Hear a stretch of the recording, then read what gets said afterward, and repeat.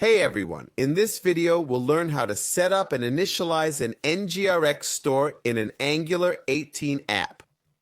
Let's start by creating an Angular project using the latest CLI version with the ng-new command. The flags STIS stand for inline style, inline template, and skip tests. For more details, check out the Learn by Doing tutorial linked in the description. After downloading the latest Angular CLI package, we're prompted to choose a CSS format. We'll go with native CSS and then decide whether to enable server-side rendering. We'll opt out of server-side rendering for now. Let's install the dependencies.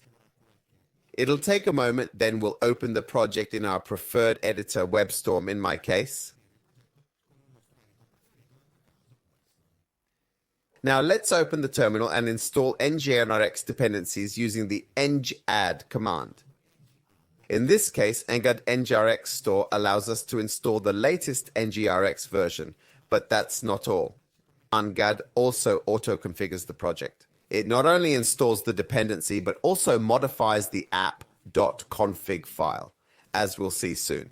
We do the same with Angular for store dev tools, one of the main benefits of using Redux or NGRX patterns. Again, it installs the dependency, modifying package.json, and then updates the app.config file.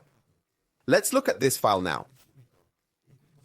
We can see how the two Angular packages have first inserted the provide store function among the providers, which simply allows us to use and inject NGRX services and provide store dev tools pre-configured to manage a history of 25 actions. If you're wondering what these Redux dev tools are, you'll find out later in this. We've covered this briefly, but we'll dive deeper into the topic in the NGRX book, which I recently released and you can find in the description. Now we're ready to add the first state to the store using the provide state function, which lets us associate a key, our state will be called home, and a reducer. A reducer is simply a function that initializes and, as we'll see, updates the state.